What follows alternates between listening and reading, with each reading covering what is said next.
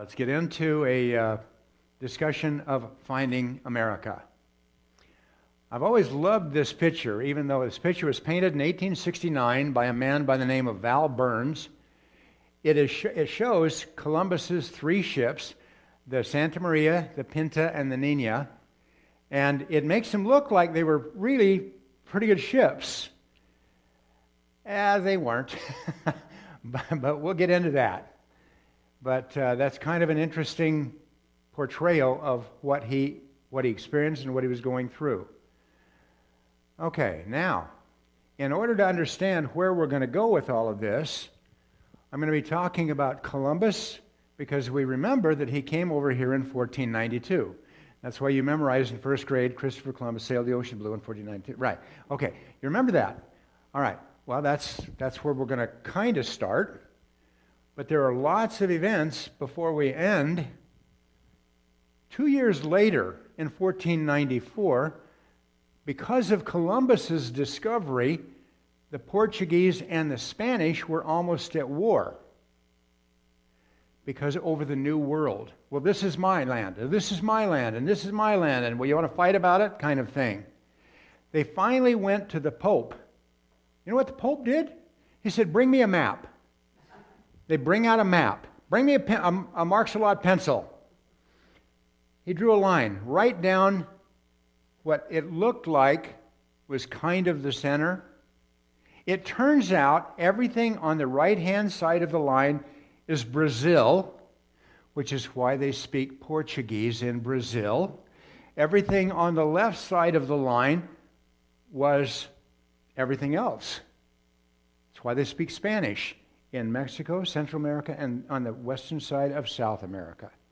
Because of that line in this treaty, the Treaty of Tordesillas in 1494. Some of the other events are kind of interesting. Within 20 years, Martin Luther had nailed his 95 reasons to change the Catholic Church. Okay, if you are the Catholic Church and one priest in some remote corner of Germany comes up with a list of things to change about your church, how do you think the Catholic Church received that?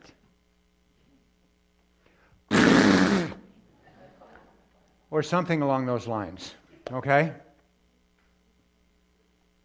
But we get Henry VIII, we get John Calvin, we get all kinds of attempts to come over here and settle. We have lots of Jamestown, we get all kinds of stuff. We're going to be covering the American version of these events. That's where we're going. That's what we're going to be doing today. Okay, then let's go back prior to 1492, and we're going to take a little bit of a trip to Italy. On the far northwest corner of Italy, in that bay, right up in here, is a city known as Genoa. Okay? The Columbus family is from Genoa. Christopher Columbus was born in Genoa. Okay? It's where he grew up, where he went to school, had his early life there. Okay? Is the city of Genoa proud of him? Let me show you. This is a statue. To give you an idea of size, this is a horse. This is a horse. A horse. A horse. Does that give you perception of size? It's a gigantic statue. Yes, to answer the question, they're very proud of him. That he went out into the unknown and found something that nobody really knew for sure what was out there. Okay? Something else in Genoa is kind of interesting. This is his house. This is the house that he grew up in. What does it look like it's made out of? Mud and stone. Is stone very warm in winter? No, it's not. Unless you've got fireplaces all over the place, it's not very warm. It really, really isn't. It's darn cold. It really is. But that's his house. You can still today, you can go into that house. It's not very big.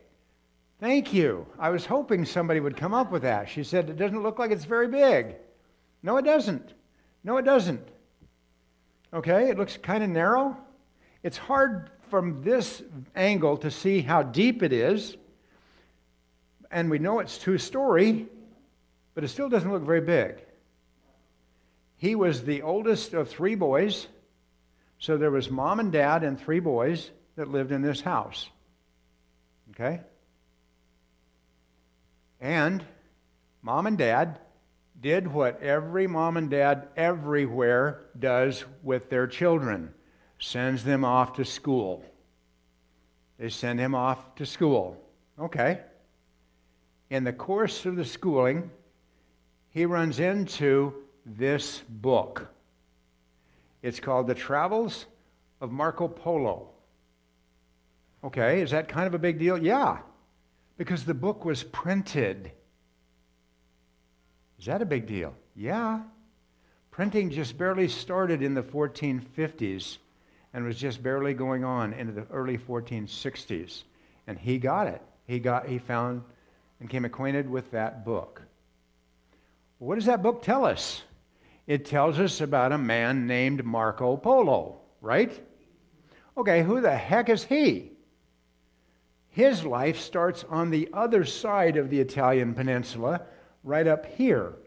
His life starts in a city that you've also heard of, Venice. Venice is a city right there on that big river, right there. Marco Polo was born there in 1254, about the time your grandparents were born, right? Okay. Now, he was born there, and in growing up, I guess his dad and his uncle got wanderlust, meaning they wanted to go see stuff. Okay? Where did they go? They left Venice. They traveled to China. Now, obviously, there's only going to be 3 ways to get there. You can walk. Does that sound very interesting? No. You can ride a horse, or you can ride a camel. And I used to just kind of joke about a camel. And then in one of the last presentations, I was joking about it, and 3 hands went up, and they said, "We've ridden camels."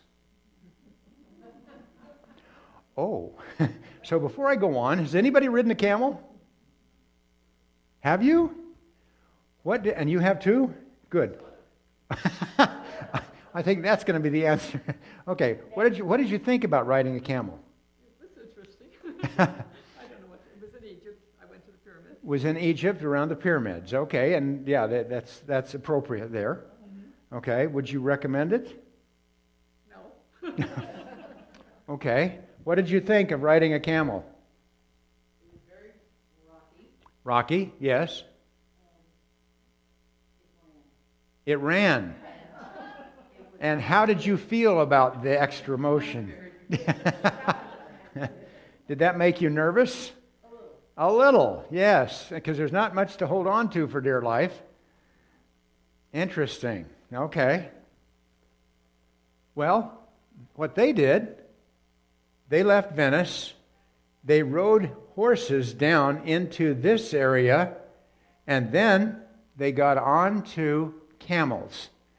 And they rode camels clear over to China. Now, the uncle and the father, in going there, were very interested. They must have been, because they stayed for 16 years.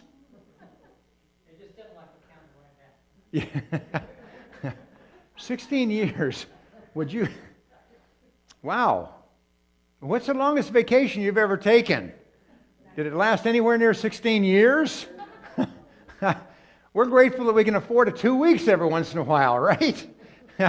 Unbelievable. Absolutely unbelievable. Well, while they were gone, Marco was growing up. When he was 13, his mother died.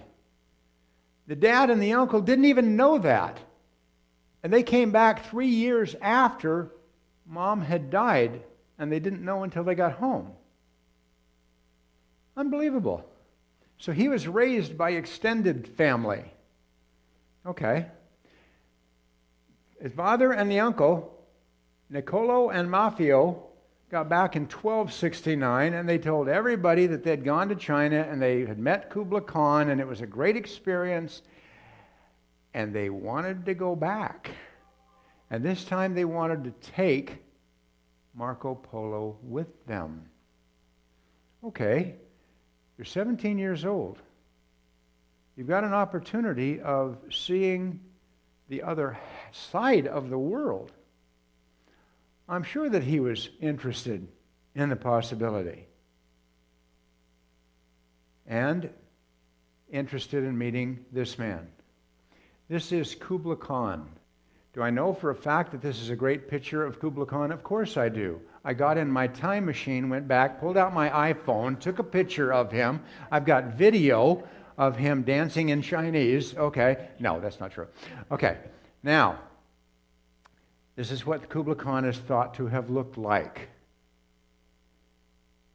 To give you an idea of what was going on in China, the Great Wall was already built, had been built for over 1,000 years. Why? Because they were trying to keep the Mongols out of China. Kublai Khan founded a city, the modern-day city of what we call today Beijing. Okay? He called it Xanadu, which sounds very interesting and exotic and far away and wow. But they ended it clear up over into here. And while there, Marco and his uncle went different ways because Kublai Khan gave them different responsibilities. Why? Because all three of them had learned to speak Chinese. And so they helped doing whatever the Khan wanted. In the course of time, he even went down as far as Indonesia and came back on the western side of India before coming home. Marco was gone for 18 years. These people take extended vacations. They really do. Unbelievable. I hope they had benefits too. But it's really kind of interesting because when they got to China, they saw all kinds of incredible things. They saw China using paper money. Europe doesn't even begin to use paper money until about 300 or 400 years later. They also saw homes using coal to heat their homes. Europe doesn't do that until into the early 1600s. Marco Polo also saw an eating area, kind of like a cafeteria, that could feed 6,000 people in one setting. Can you imagine the support staff that would take to take all the orders and deliver the food and do the dishes? And oh my goodness sakes, that would be unbelievable. Absolutely unbelievable. They saw some very, very interesting things. Marco was sent out to help negotiate a peace treaty between Kublai Khan and a group, a tribe of people that were trying to create a war. There were lots of things that he did. And he finally went back home. But he got to see a huge chunk of the world. And I've always thought that was kind of interesting. Okay, now, when he came home, what happened to him is that he came home right in the middle of a war between Venice and Genoa. And he gets involved in the war. and he gets captured in the war. And while in jail, he meets a man by the name of Rustichello. Rustichello turns out to be an author. Marco Polo didn't write his book, he narrated his book. And he gets out. Finally, the war is over. He gets married. They have 3 daughters. He ends up dying in 1324. And the book was, The Adventures of Marco Polo, was at that time a manuscript book. Do you know what that means? Let me just kind of explain it to you. Manuscript book. Okay, if I'm living then and I want a copy of that book, I find someone who has a copy. If I find out that she's got a copy of the book, great. So I go to her and I say, can I rent the book or borrow the book? And then I bring my friend over who I know can read and write. And then we borrow the book, we sit down, and he starts hand copying each letter, each sentence, each word, each paragraph on every page. And then at the end of the year that it's going to take to do this nonsense, I pay him, I pay her, give her her book back. I now have a handwritten copy of a book. That's how you get books. It's all hand copied. Does that sound a little tedious? Where in the world was Barnes & Noble? Unreal. Okay, this is a manuscript book, and that's a pretty important thing because Marco Polo said, I did not write half of what I saw because I knew I would not be believed. Isn't that interesting? Okay, so this book, he dies in 1324, and this book only exists in manuscript form. Okay. Let's fast forward in time 74 years. All right? This man is born in 1394. Johann Gutenberg. I hope that name registers.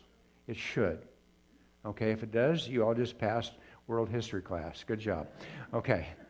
Now, Johann Gutenberg was born in Germany. His father worked precious or fine metals. His father could make virtually anything, fine jewelry, anything to do with metal. His father could make it and did a great job. And of course, Johann and the other 2 brothers growing up learned that trade because fathers would teach sons and all the way down. Okay, fine. And Johann, the son, one day, he and his father are working with the German government. They're making the die casts to create German coins. Quarters, nickels, pennies, dimes, half dollars, silver dollars, things like that. And the son turns to the father and says, if we can do this to create coins, can we do this to create printing instead of hand copying? Wow, what an interesting idea. Maybe. What is it going to take? Well, it's going to take this. What does this mean? It means you get out your knife and you start cutting up little blocks of wood. Those blocks are going to be 2 inches long. They're going to be 3/4 of an inch wide. They're going to be about 2 inches high, and you're going to hand carve on the top an individual letter. And you're going to have thousands of these because you've got to lay them in a tray that is about 30 inches wide and it's about 18 inches long, okay? And you're going to have to lay them all out to get printing. It became obvious pretty quickly that the wood is going to soak with the ink and it's going to ruin pretty quickly. So he figured out a way to press metal over the letters to make them last longer. That helped, but pretty soon it became obvious, why don't we just make the whole thing out of metal? That's what this is. Metal letters. Okay, if we do that, then how does this work? This is the tray right there. What you do is you lay out the letters so that they spell words that you want. And then you take your Home Depot brush and you get your 5-gallon bucket with black ink and you slop the black ink all over it. You lay down a piece of paper right there, and then you get this guy, and he starts cranking the handle, and he moves the handle around, and it comes down and touches the paper to the letters. If he hits it too hard, it'll shred the paper. Not a good thing. If he hits it too light, it won't print. So you're going to have it just perfectly light so that everything comes together, and then release it, undo it, take out the piece of paper, and you have printing. Okay, great. Now what do? Gutenberg answered that question. What did he start printing? He started printing chapters out of the New Testament. And he started hiring 12 and 13 and 14-year-old boys that could read. And then he would give each one of them, and a whole row of them, and he would give each one of them a wrapped up scroll of one page, which was one chapter, maybe Matthew chapter 5 or Luke chapter 10 or any number of chapters out of the New Testament, and give it to them.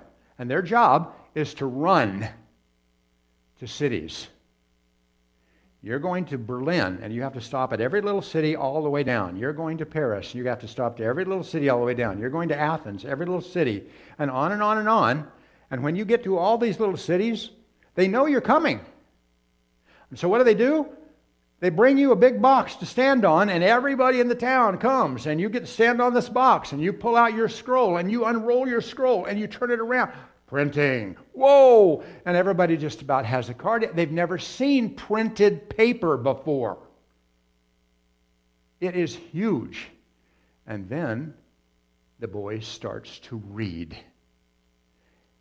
And they're hearing the Bible outside of a church building in their language. Unbelievable. And it's not in Latin. Unbelievable. And parents everywhere could see this and saw how important it was of seeing the future. They want their children to go to school so their children can learn to read and write, so their children can grow up in this modern technology of moving forward and reading and writing, and so there's an explosion of interest in education. What an incredible, incredible thing. Okay. Let's find out a little bit more about Johann Gutenberg. This is kind of an interesting picture because this is Peter Scheffler, who is his associate there in the business. Okay. This man is Johann Fust. Johann Fust is an investor. Gutenberg is an entrepreneur. Gutenberg has a great idea for a business, printing. Let's go out and sell stuff. But he does, like most entrepreneurs, they have great ideas. They don't have enough money to finance what it's going to take to make it work. Okay, so he goes out and gets an investor. Fust invests. The reason we know about Gutenberg is because Fust claimed that Gutenberg wasn't paying him off fast enough, so Fust takes Gutenberg to court. The only reason we know anything at all about Gutenberg is the court records of that court case. That's it. Fust has more money. He can afford a better attorney. He wins. And he gets some of the publishing equipment. Fust doesn't have a clue in the world how this stuff works or anything about it. And Gutenberg is able to publish some things, including the reason you have heard of him, the Gutenberg Bible. There are still 7 Gutenberg Bibles in existence in the world today. That's kind of impressive, considering a printed book is almost 600 years old. Wow. Wow. You can imagine those are considered priceless. Okay. The real sad thing is Gutenberg it cost him almost everything he had. When he died, he was buried in a pauper's grave. You know what that means? Dirt poor. Nothing. Has nothing. Can't even afford a decent burial service. Today, we don't even know where Gutenberg is buried exactly. It's somewhere in Germany. That's all we know. And this is a man who invented maybe the most important thing in the last 1,000 years, and we don't even know where he's buried. How sad. How truly, truly sad. This is what he said about the printing press.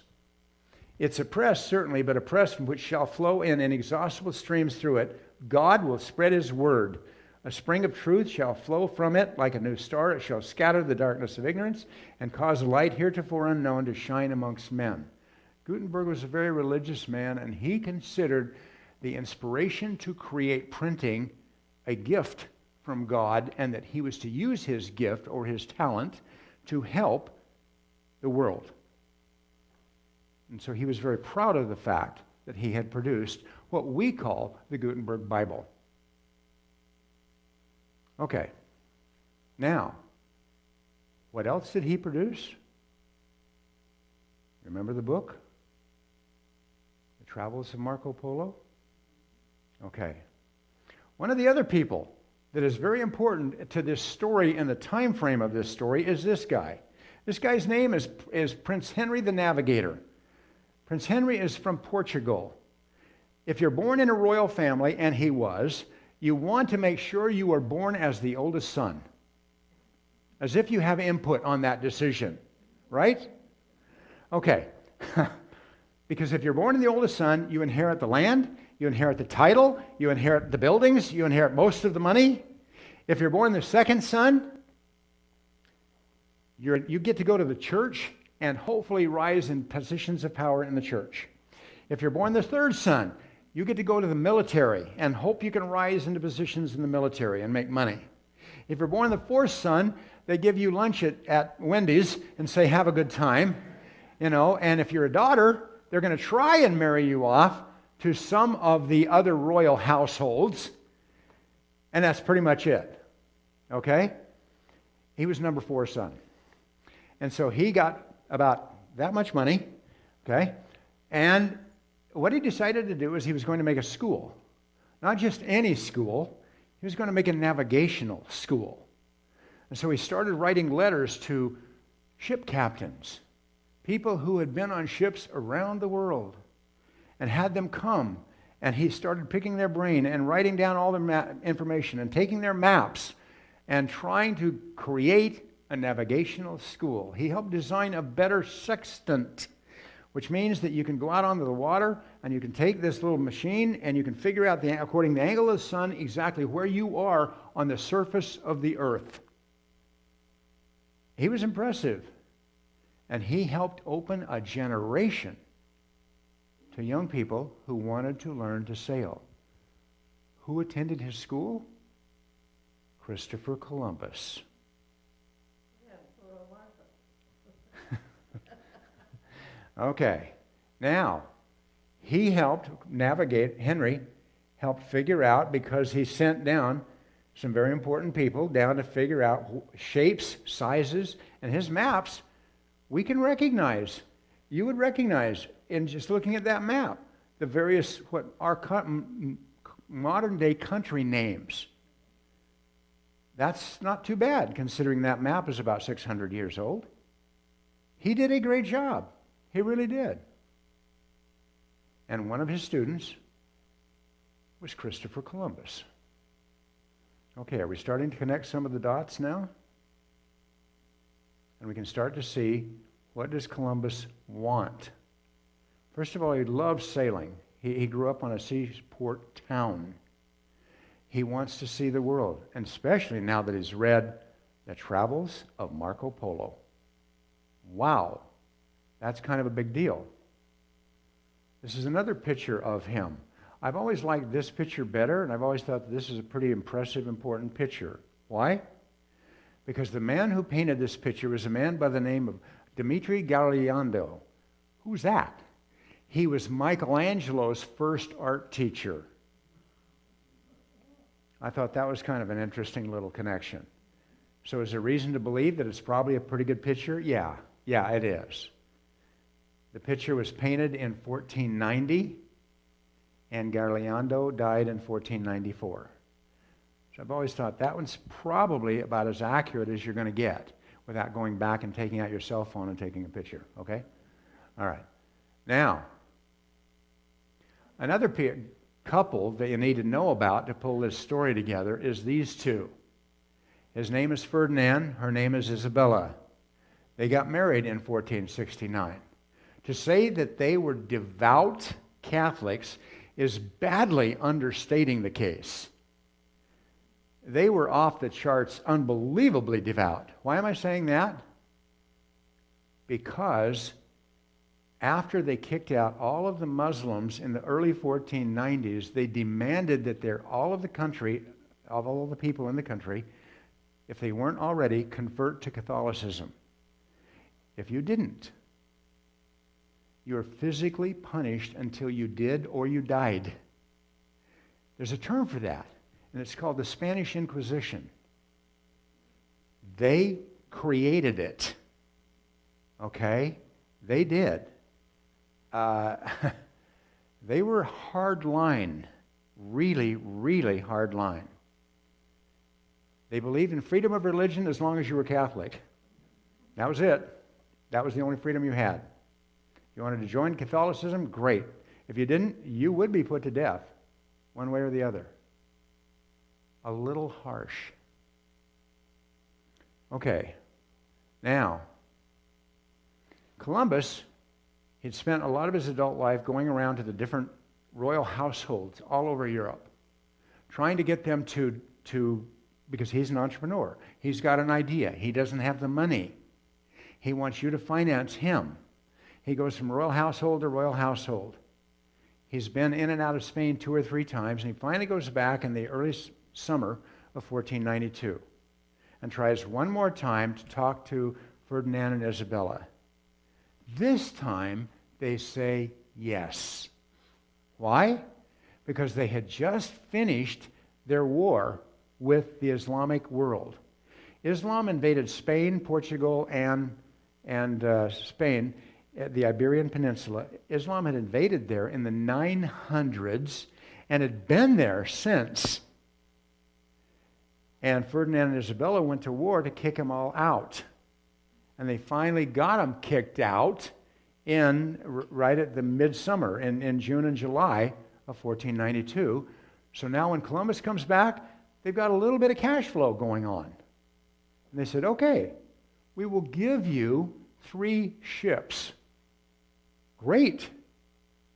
Columbus has got in mind, ocean beautiful ships that are just great, brand new, state-of-the-art. He gets 3 ships that are, to say, leaky and not in great shape is much closer to the truth. Okay? So, he is told to go out and get a crew for his ships. Okay. He runs into a little bit of a problem trying to do that because everybody knows the world is flat. And when you get on a ship and you sail west or even eventually sail east, you're going to fall off. And when you come to the edge and you fall off, what's going to happen? What's down here? These are giant sea monsters. They are monsters from hell. When you fall off, they're going to eat you. This was taught in schools and from church pulpits. So is everybody going to accept the fact that that's true? Of course they are. Of course they are. And so Columbus, trying to get people to come on board to be a part of his crew, where are you going? West, out there ways. That's the edge of the world out there. Oh, no, it's not. It's not flat. It's round. My grandmother taught me it was flat. I know it's flat. No, it's round. And he couldn't get a crew. So what did he do? He went back to King Ferdinand and he says, I'm having a problem getting a crew. Ferdinand says, don't worry about that. I can fix that. Ferdinand pulls out his iPad, types up a document, a get out of jail card free, prints up the document, gives it to Columbus. Columbus takes it down to the Madrid jails and calls in all the prisoners, stands up and shows them this piece of paper, says, you know what this is? This is a get out of jail card free. You come with me and we sail west, and when we get there and come back, you don't have to go back to jail. All right, deal. All of a sudden, he's got 3 full crews to go with him. Amazing. So they get on board, and away they head out.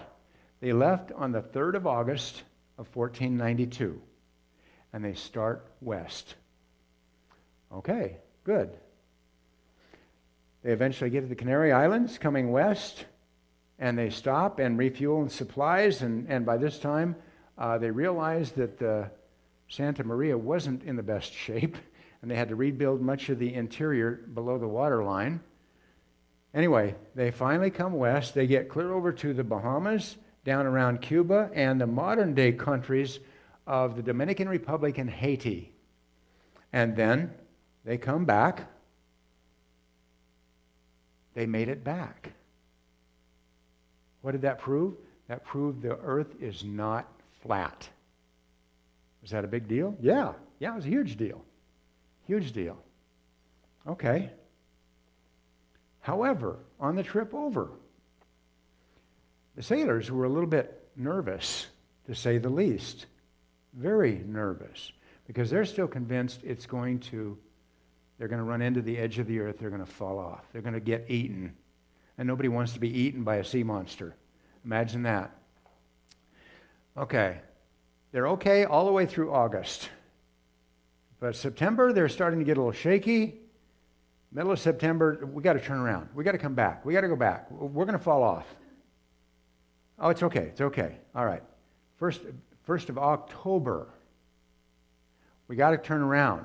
We're going to fall off. No, it's okay. The earth is round. We're okay. They finally made Columbus promise that if nothing was found by the 12th of October, they would turn around and they would go back. At 4 a.m. on the morning of the 12th, in the crow's nest, way up in the top of the Santa Maria, one of the sailors started screaming, "Land ho!" meaning he could see land. Whoa! Land!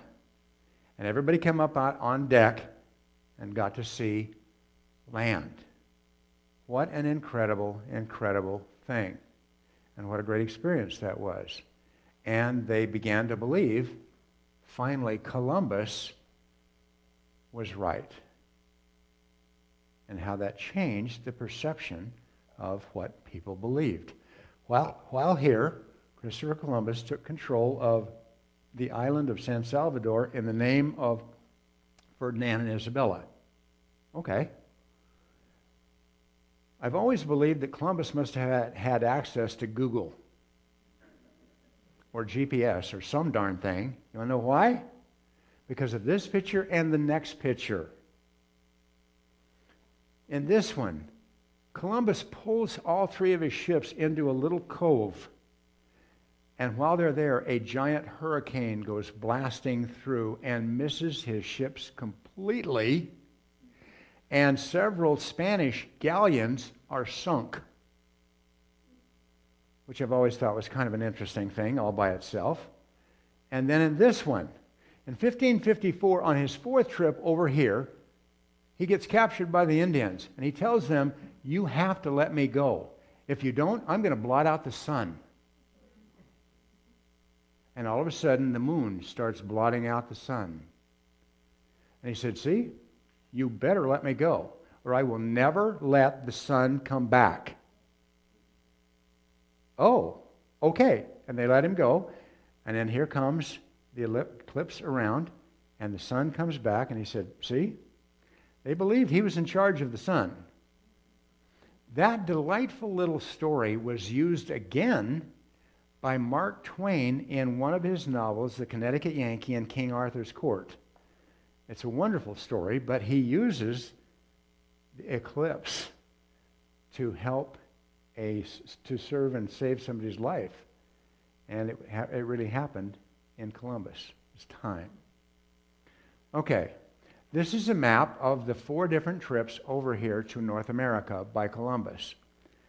As you can see, all of them, he goes around Cuba, he goes just east of the Yucatan Peninsula and down into Central America, the northeast corner of South America, and all of the Caribbean islands.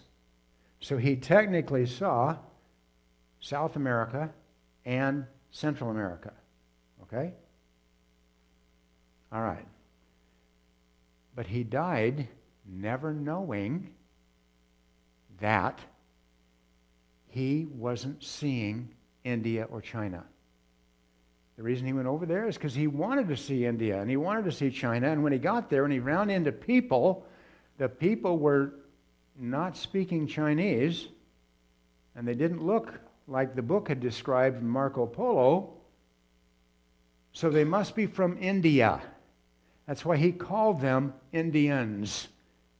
And because of that, that's how our Native Americans have always been referred to, as Indians, because they had to be from India. And he died never knowing that he'd never found India either. Great quote from him. Life is more imagination than we carry in our dreams. What a marvelous concept. It really is. Don't ever give up on life, because there is so much to gain from life. Okay.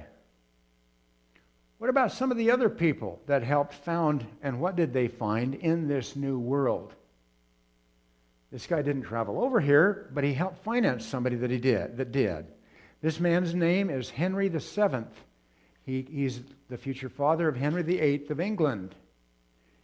Columbus went to London and talked to Henry VII and tried to get Henry to finance the trip over here. Henry says, I'm not quite sure you've got the size of where you're going right. Columbus didn't.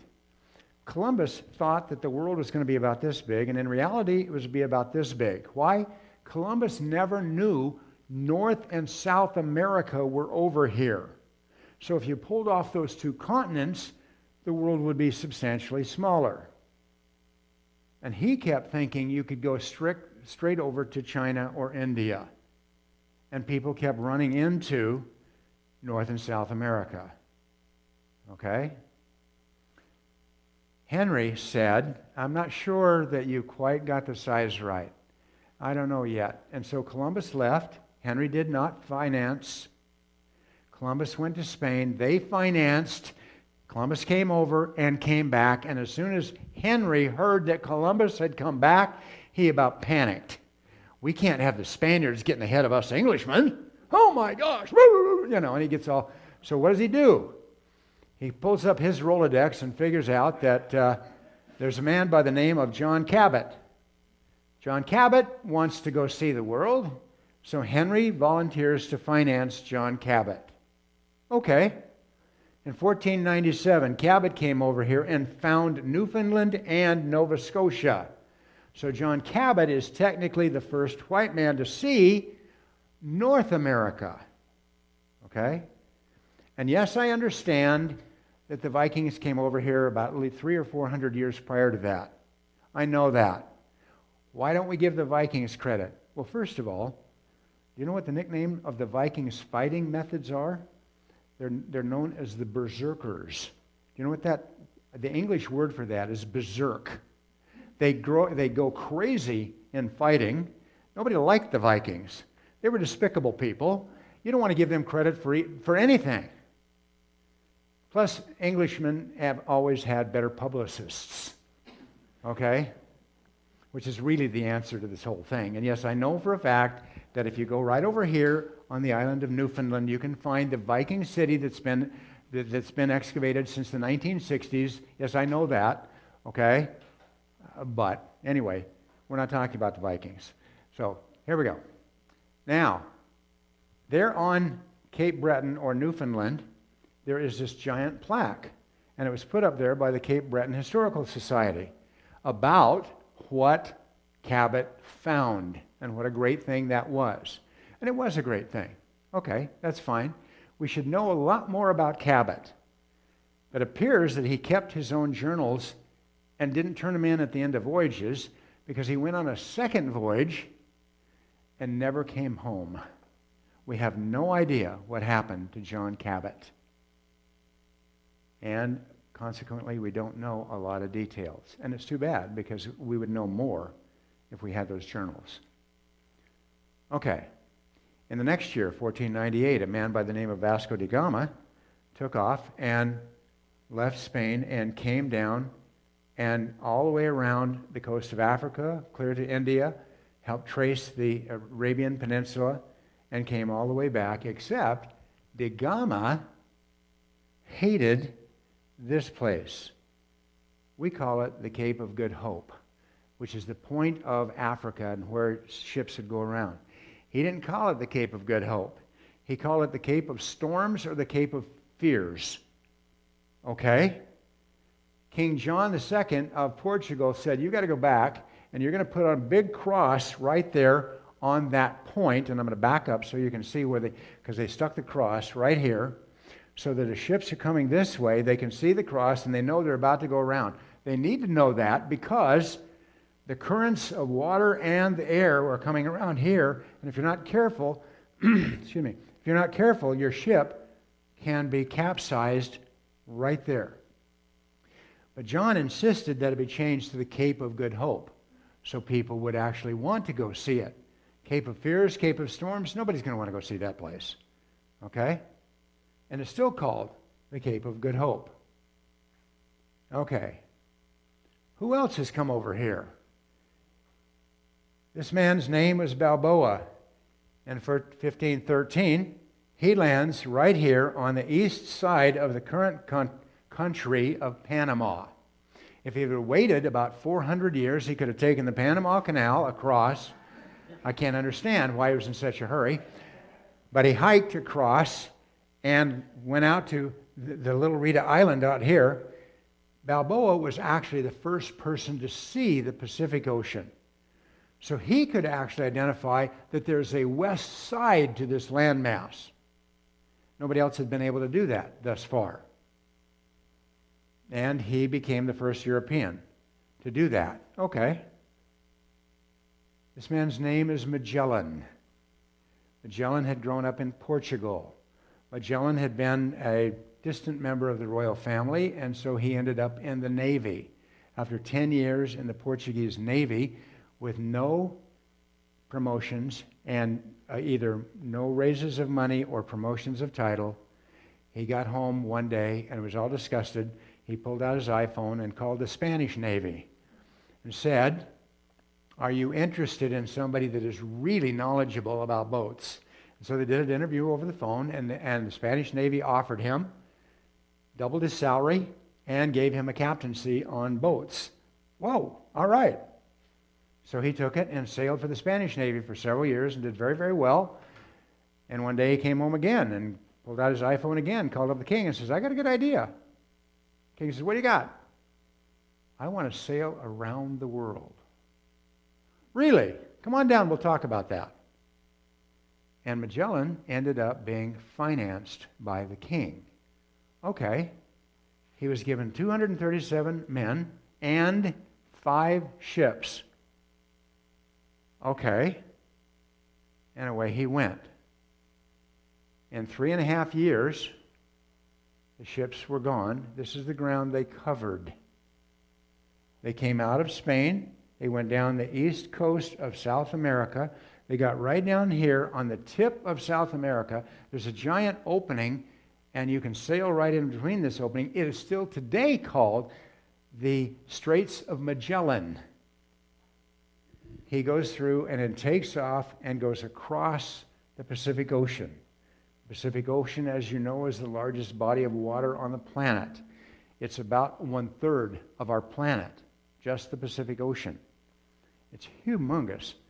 He gets over there into the Philippines, and he stays there for about a month and gets befriended by a local tribe. And restocks all the supplies and gets water and food and all kinds of stuff. And they're about ready to go, and the tribe says, oh, by the way, we got a little thing going this weekend and we need some help. Can you come and help? Sure. What do you need? We've got a war. And we want you to come help. And so what do you say? So Magellan said, okay. This is a picture of Magellan being killed in that war, as were many of his men. And when the boat left to head back to Spain, they're now on one boat and 18 men out of the 237 that started. They were gone, the boats were gone, and Magellan always gets the credit. He technically is buried in the Philippines, but he's always gotten the credit. Columbus proved the earth is not flat. Magellan proved the earth actually is round, because he actually traveled all the way around the planet. So that's a pretty big deal. Who is this guy? This guy's name is De Soto. Some of you may even remember the car that was named after this guy. Okay? This is the guy. Does that look like the front grille of your old car? Anyway, what did he find? He found the Mississippi River. Because again, everybody is trying to figure out a way to get through North or South America on water. There isn't a way to get through on water. But everybody kept trying. He found the Mississippi River. Whoa, that's kind of a good deal. But he couldn't get through. And he found a lot of this area. Okay. Now, Pizarro. Pizarro is kind of interesting because actually he was the second in command under Balboa. So he also was one of the first of the group to see the Pacific Ocean. What did he do? He went back to where Balboa had been and came down on this side. And what did they find? They found the Inca nation. Okay? Now, the Incas were incredibly advanced. The Spaniards should have had no chance in the battle with the Incas, but the Spaniards won. Why? Because the Spaniards had very primitive firing mechanism weaponry. The Incas had nothing even close to that. And so they were able to conquer the Inca nation and send all kinds of gold back to Spain. And so the Spaniards thought that Pizarro was a pretty big deal. This is the map of a man by the name of Ponce de Leon. He leaves Puerto Rico. He goes up to and around the peninsula of Florida. He helps found a city called St. Augustine. Is that a big deal? Yeah. This is the longest continuously serving or continuously functioning city in North America, St. Augustine, Florida. Still, it's right at 400 years old. Is that a big deal? Yeah. Why do I know that? Because people, especially here in the West, if a building is 30 years old, what do we do with it? Tear it down. It's going to be too expensive to rebuild, to put in new electrical, new plumbing. America, especially in the West, has very little historical concept. You see some of it in the East. You see tons of it in Europe and other places, but not America. He went out and helped found the city of St. Augustine and comes looping down around. Spent a lot of time in and out of Florida. Why? Because he's looking for something.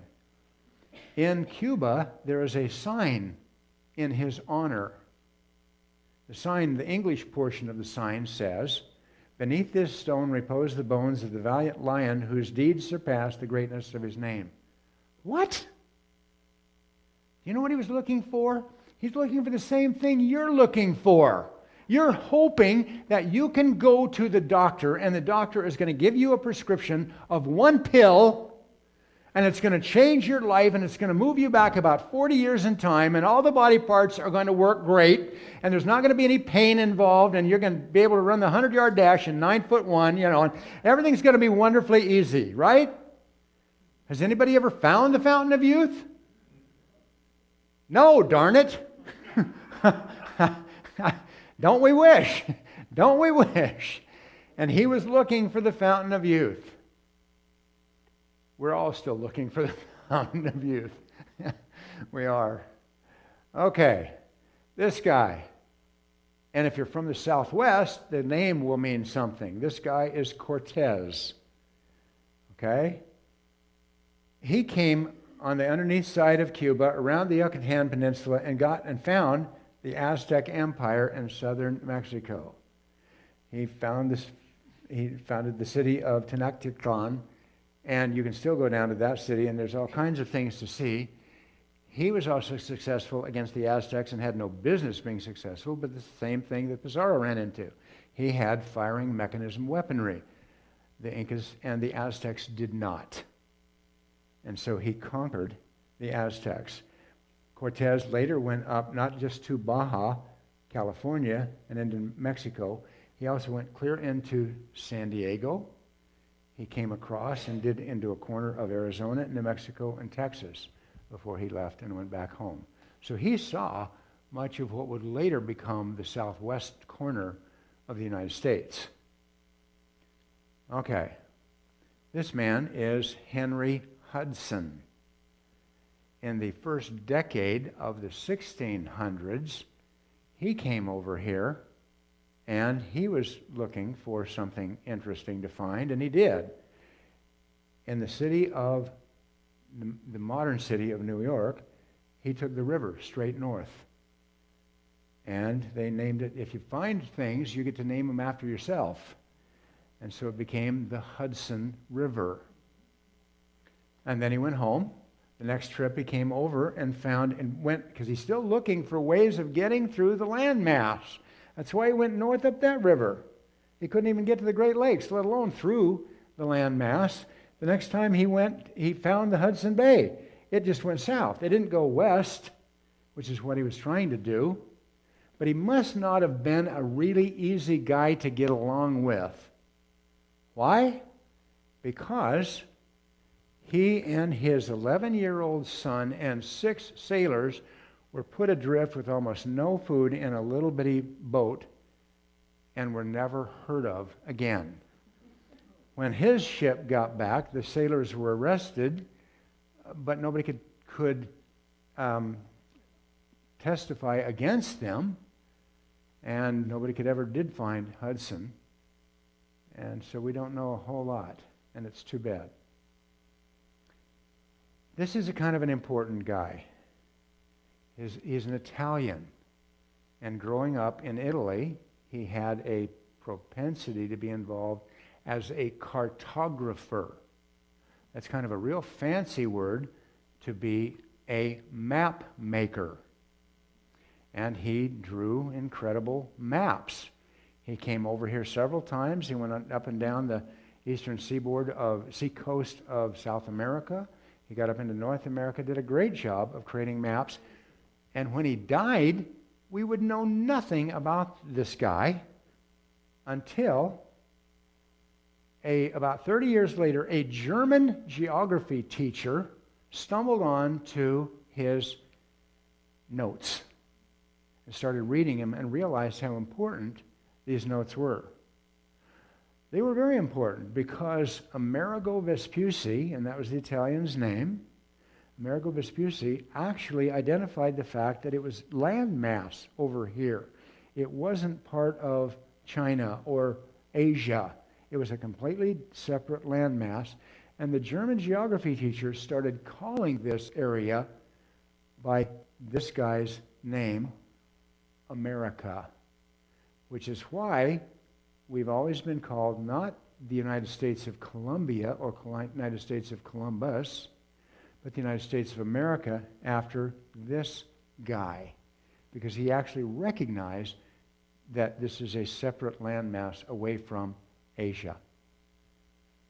And this tells us a lot about Amerigo Vespucci, and he had actually been put in charge of the Spanish navigation school that Henry had founded years before, because he did a great job of making accurate maps and requiring accuracy. Okay.